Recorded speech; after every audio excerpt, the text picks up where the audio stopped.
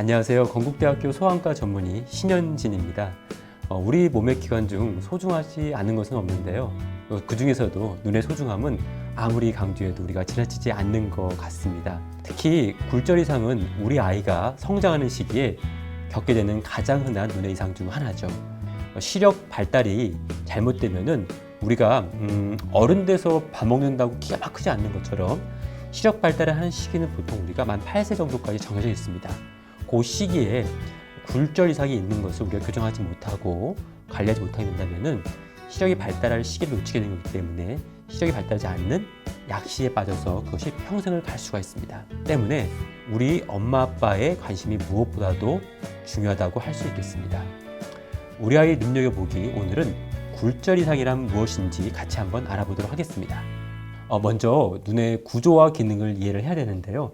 여기 보시면은 이제 눈의 구조가 있습니다. 눈의 맨 앞에는 우리가 각막 수술, 그러니까 뭐 라식이나 라섹을 할 때 쓸 수 있는 그 각막이라는 구조가 있고요. 그 뒤에는 수정체라는 구조가 있고, 맨 뒤에는 망막이라 하는 구조와 그 다음에 시신경이 있습니다.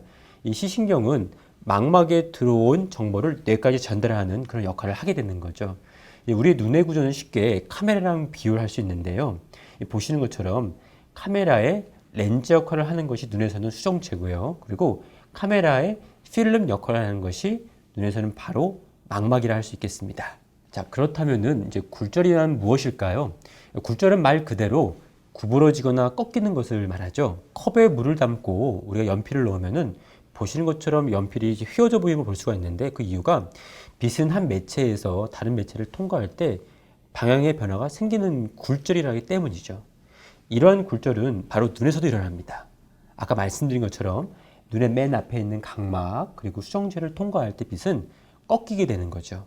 다시 말해서 각막과 수정체가 아주 큰 볼록 렌즈 역할을 해서 평행하게 들어온 빛을 꺾어서 망막이라는 한 촉점 중심에 모아주는 역할을 하게 된다고 보시면 됩니다. 때문에 우리가 말하는 이제 굴절 이상은요, 각막과 수정체의 굴절력과 안축장이라고 하는 눈알 길이에 따라 결정이 되는 거죠. 즉, 눈알 길이가 너무 길거나 짧은 경우, 아니면은 각막이나 수정체의 굴절력이 안축장과 달리 너무 작거나 큰 경우, 이 언밸런스 때문에 우리가 바로 굴절 이상이라는 현상이 생기는 것입니다. 이거를 보시면 좀 더 이해가 쉬우실 것 같은데요. 먼저 빛이 이렇게 망막이라는 초점 뒤에 맺히는 것을 우리가 이제 원시라고 하죠.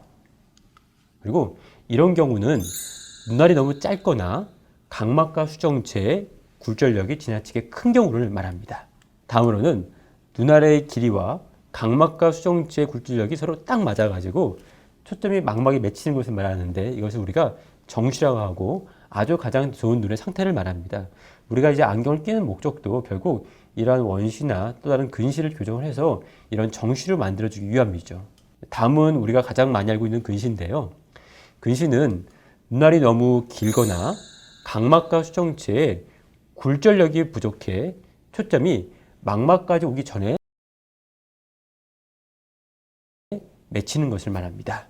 원시는 초점을 우리가 앞으로 당겨야 되기 때문에 볼록 렌즈를 교정을 하게 되겠죠. 그리고 근시 같은 경우는 초점이 망막 앞에 맺히기 때문에 초점을 뒤로 밀기 위해서 오목 렌즈로 교정을 하게 된답니다. 그리고 우리가 중요한 거는 원시를 보통 표기할 때는 이제 플러스로 표기를 하게 되고요. 근시는 마이너스로 표시를 하는데, 보통 우리가 안과에서 아이의 시력이 마이너스 몇 디옵터입니다 말씀을 드리면 엄마들이 막 우는 때가 있어요. 우리 아이 시력이 마이너스 정도 안 좋냐고 하시는데, 그 뜻이 아니라 보통 시력은 우리가 가장 안 좋은 곳이 0이고요. 마이너스란 뜻은 아까 말씀드린 근시의 디옵터를 말씀드리는 거지 시력이 마이너스인 경우는 없기 때문에 요즘 오해하지 마시고요. 우리 아이 시력이 마이너스란 말 뜻은 우리 아이가 근시구나, 또 우리 아이 시력이 플러스다 말씀하는 것은 원시구나, 이렇게 이해하시면 될 것 같습니다. 그렇다면 난시란 무엇일까요? 사실 우리 눈이 축구공처럼 동그랗게 있으면 제일 좋은데 실제로는 그게 아니라 럭비공처럼 약간 기다란 형태로 있기 때문에 생기는 것입니다. 때문에 눈으로 들어온 빛이 한 곳에 딱 초점이 맺히는 것이 아니라 여러 방향으로 퍼지게 되죠. 그렇기 때문에 난시가 심할수록 빛이 여러 방향으로 퍼지고 상의 초점이 한 군데에 맺지 않고 약간 뿌옇게 보이는 것이 바로 난시입니다. 보통 럭비공이 이렇게 옆으로 누워있는 걸 우리가 직난시라고 말을 하게 되고요. 럭비공이 이렇게 반드시 세워져 있는 것을 우리가 도난시란 말을 쓰게 됩니다. 보통 우리 아이들한테는 이런 직난시 형태가 많고 나이 드신 어르신들은 도난시 형태가 많습니다. 자, 그렇다면은 이러한 굴절 이상은 어떻게 검사를 할 수가 있을까요?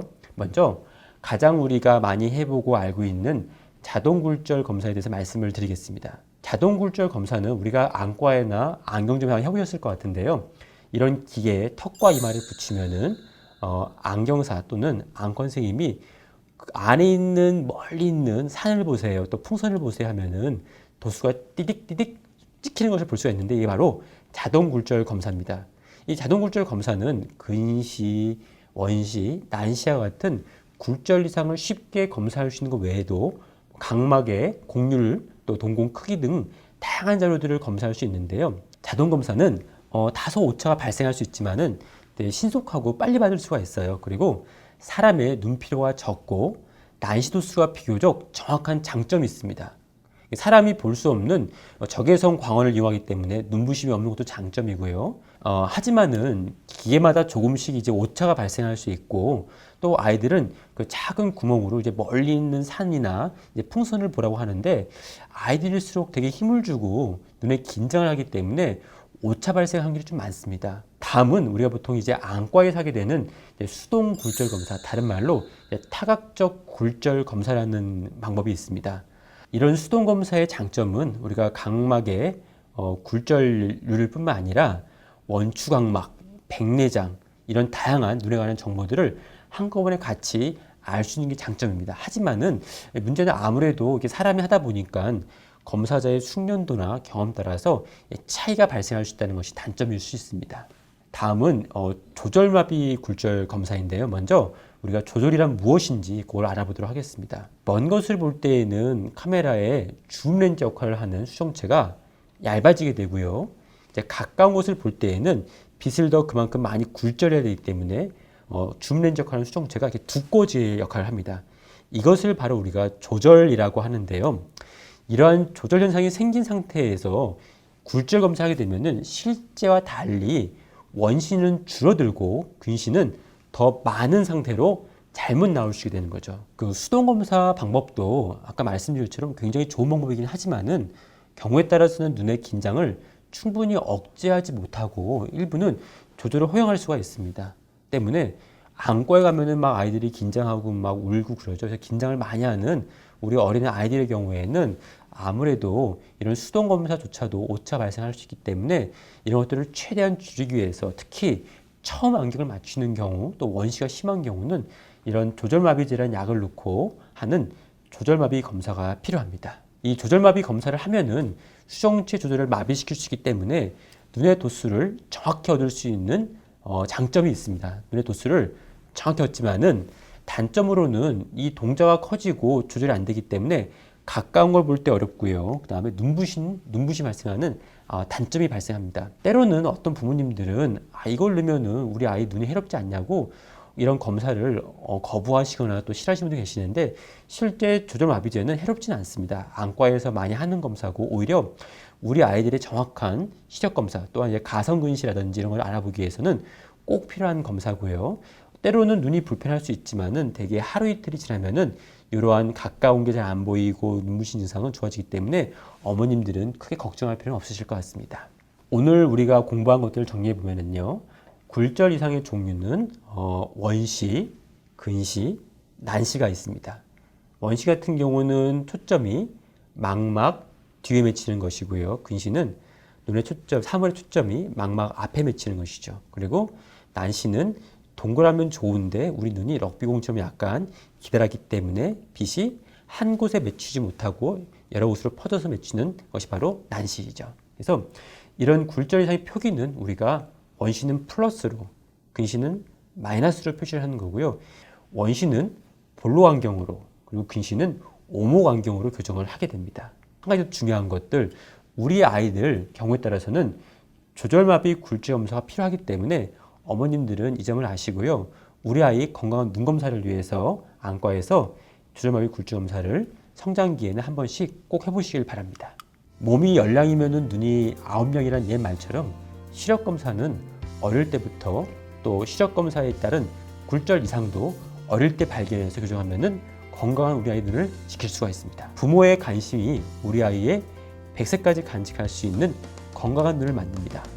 감사합니다.